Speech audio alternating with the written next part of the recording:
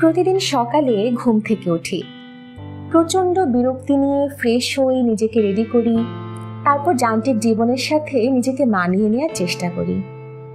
দিন শেষে ঘরে ফিরে আবার আগামীকালের জন্য সেই একই প্রস্তুতি। তোমার আবার কি হয়েছে? আমার কি হয়েছে আমি জানি না, দোয়া রাখেন। তবে আজকের সকালটা কিন্তু অন্য দিনের তুলনায় আমার জন্য একদমই আলাদা। কারণ বুঝতেই পারছেন, আমি এখন আছি হচ্ছে ট্রিপে। সবাইকে শুভ সকাল জানাচ্ছি রাঙামাটি থেকে। আমাদের আজকের গন্তব্য রাঙামাটির বেশ কিছু টুরিস্ট স্পট। সো আজকে যে ভিডিওটা আপনারা দেখতে পাচ্ছেন, এটা হচ্ছে আমার রাঙামাটি ট্রিপের প্রথম পর্ব, যেখানে আমি আমার রাঙামাটি ট্রিপের প্রথম দিনের এক্সপিরিয়েন্সগুলো আপনাদের সাথে শেয়ার করব। আমরা এখন আছি হচ্ছে আসাম বস্তি। এখান থেকে আমরা বোটে করে চলে যাব ডিভাইন লেক রিসোর্টে, যেখানে আমরা থাকবো প্রমোদিনী বোটে। Good morning. কই নামে না কেন সবাই? কঠিন কঠিন ভেউ। নামো নামো। ঠান্ডা না, বাইরে রোদ আছে, ভালো গরম। এই যে আমাদের বোট চলে এসেছে। এটাতে করে আমরা এখন ডিভাইন লেক রিসোর্টে যাব।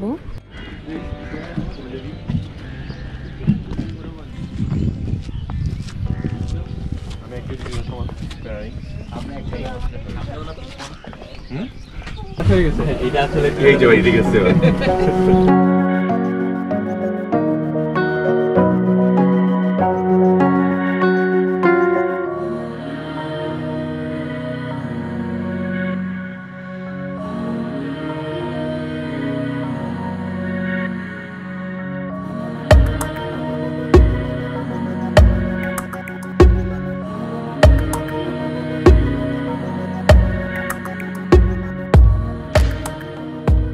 প্রায় 10 মিনিটেরও কম সময়ে আমরা পৌঁছে গেলাম ডিভাইন লেক রিসোর্টে। পাশেই দেখতে পাচ্ছেন আমাদের প্রমোদিনী বোট। যদি এটা যে পায়রা যায় সে এক্সপার্ট, যে প্রথমবার পায়রা যাবে সে এক্সপার্ট, যে ফার্স্টে যাবে ও।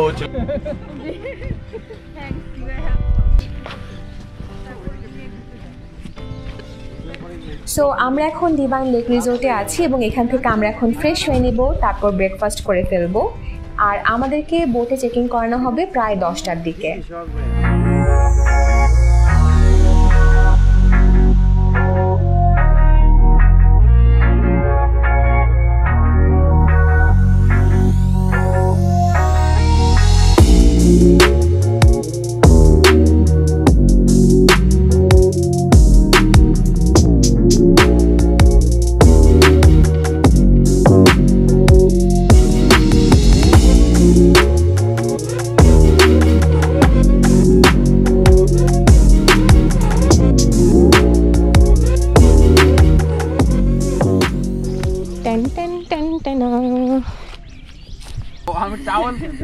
ভাইয়া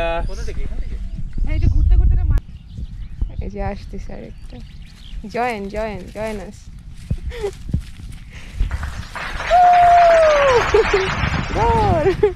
আই এম সো এক্সাইটেড এটা ভেবেই যে পুরোটা বোট হচ্ছে আমাদের। এত সুন্দর একটা কিউট বোট। এই পুরো বোটে আজকে আমরা সারাদিন স্পেন্ড করব। অ্যান্ড ফাইনালি আমাদের boat ready. So let's check in.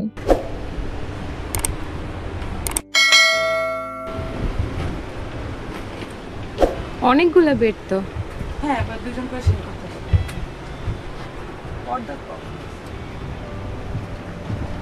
এখানে প্রায় 5টা হচ্ছে বেড আছে, আর ভিতরে প্রত্যেকটা বেডে 2জন করে থাকা যাবে।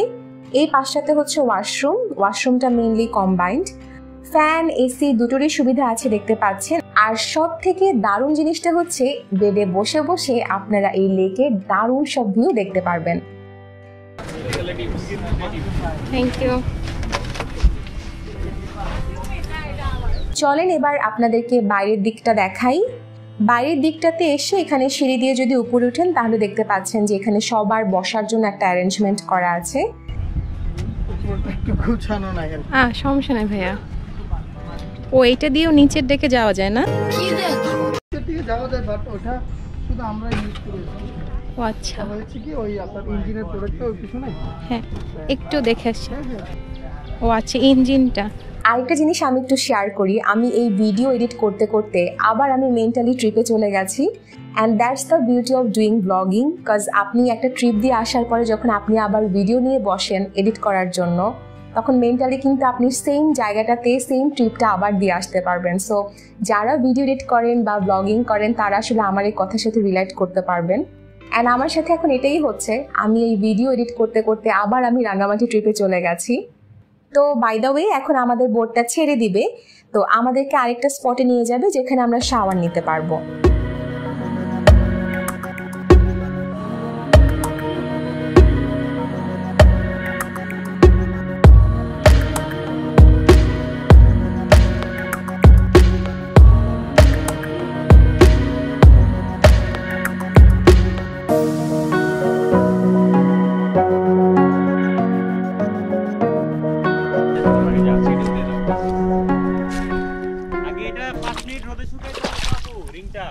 হ্যাঁ রোদে শুকাইতে হয় কেন?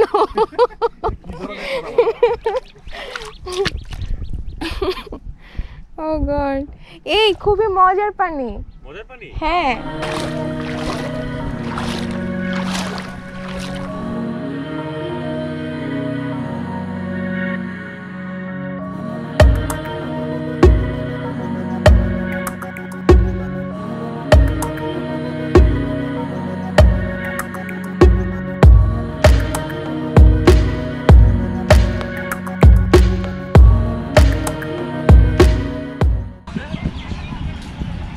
অ্যান্ড শাওয়ার শেষ করে আমরা রেডি হতে হতে আমাদের বোট চলে আসলো একটা রেস্টুরেন্টে।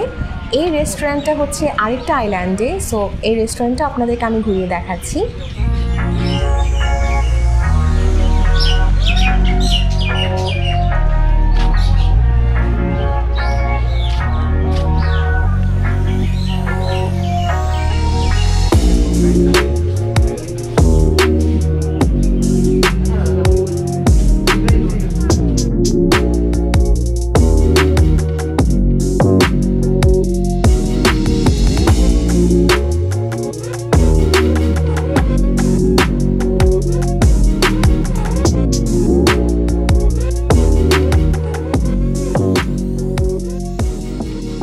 এখন আমাদের দুপুরের খাবার চলে এসেছে, আমরা এখন লাঞ্চ করব। দেখতে পাচ্ছেন এখানে অনেক রকমের খাবারের আইটেম আছে, আর সেই সাথে এখানকার স্পেশাল ব্যাম্বো চিকেনও চলে এসেছে।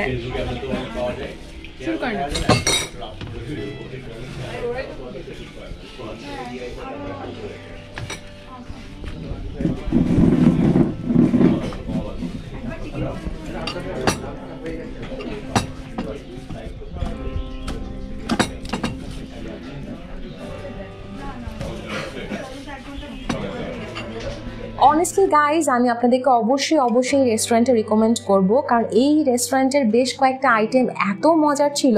স্পেশালি এই ছোট মাছ ভর্তাটা, ইট ওয়াজ রিয়েলি গুড। তো আপনারা যদি রাঙামাটি ঘুরতেও আসেন অবশ্যই চেষ্টা করবেন এই রেস্টুরেন্টটাতে আসার জন্য। এই স্পটটার সব থেকে দারুণ জিনিস হচ্ছে এই পানিগুলো এতটা ক্লিন, এতটা ক্রিস্টাল ক্লিয়ার, কি বলবো। আর আমি এখানে বসে বসে ভাবছিলাম যে এত সুন্দর একটা ল্যান্ডস্কেপে যদি আকাশ কালো করে মেঘ জমে আর একটা বৃষ্টিমুখর পরিবেশ তৈরি হয়, না জানি এই সৌন্দর্যটা কত গুণে বেড়ে যাবে।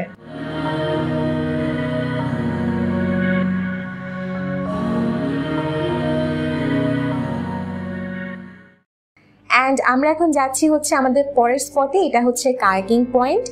সো রাঙামাটি ট্রিপে এসে যারা কায়াকিং না করবেন তাদেরকে কিন্তু আমি বলবো যে আপনার ট্রিপের একাংশ মজাই বাদ হয়ে যাবে।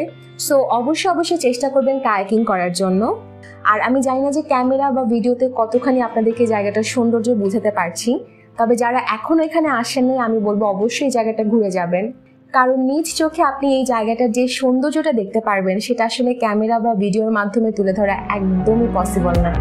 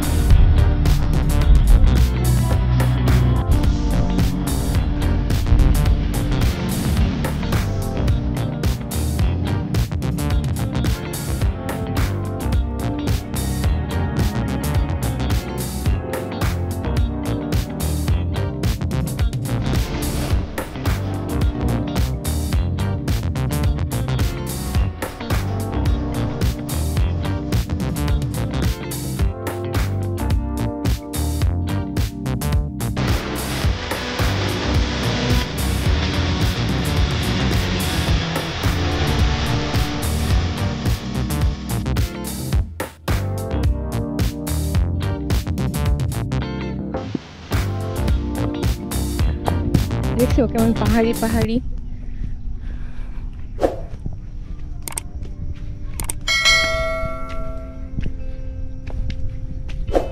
কায়াকিং শেষে আমরা বিকেলে চলে আসলাম হচ্ছে এই জায়গাটাতে। এখানে বেসিক্যালি আমরা এসেছি চা খাওয়ার জন্য। তবে এখানকার এই চাটা আমার কাছে অদ্ভুত মজা লেগেছে। এটা খুবই একটা নর্মাল চা, র চা লেবু দিয়ে ওরা হচ্ছে এটা বানিয়েছে, বাট আমি জানি না যে ওরা কী ধরনের লেবু দিয়ে এটা বানিয়েছে, কারণ এটা টেস্টটা খুব অদ্ভুত নাইস ছিল। আর এই জায়গাটার নাম হচ্ছে মোরঘোনা গ্রাম। এটা হচ্ছে শ্রীমৎ সাধনানন্দের জন্মস্থান। এখানকার যারা লোকাল পিপল তাদের কাছে এই জায়গাটা বেশ স্পেশাল। ইনফ্যাক্ট যখন আমরা কায়াকিং করছিলাম তখন একটা পয়েন্ট দেখছিলাম যে জায়গাটা নিয়েও অনেক গল্প আছে। সো সেই গল্পটা আসলে আমার প্রপারলি শোনা হয়নি, না হলে আপনাদের সাথে শেয়ার করতাম। আপনারা যদি কেউ জানেন অবশ্যই কমেন্ট করে জানাবেন যে এই জায়গাটা আসলে এতটা স্পেশাল কেন। আর এইটুক জায়গা দেখে আমার কাছে এত ভালো লাগছিল, আমার কাছে মনে হচ্ছিল যে আমি ওদের গ্রামটা একটু ঘুরে দেখি, মানুষগুলোর সাথে একটু মিশে দেখি, কিন্তু যেহেতু সময় ছিল না তাই আসলে এটা পসিবল হয়ে ওঠেনি। আর দিন শেষে আমার প্রিয় মুহূর্ত এই গধূলি বেলা। আমার কাছে মনে হচ্ছিল যে I am so lucky so that আমি এরকম একটা জায়গায় আসতে পেরেছি। আমাদের জীবনে ভালো লাগার বা ভালো থাকার মুহূর্তগুলো এতটা অল্প সময় জুড়ে আসে। এই ভালো লাগার মুহূর্তগুলোর জন্য আমরা হয়তো বা বেঁচে থাকি, অথবা আরও কিছুদিন বেঁচে থাকতে চাই। পরবর্তী ভিডিও খুব তাড়াতাড়ি আপলোড করে দিব, আই প্রমিস। সবাই অনেক অনেক ভালো থাকবেন, সুস্থ থাকবেন এবং ঘুরপোকার সাথে থাকবেন।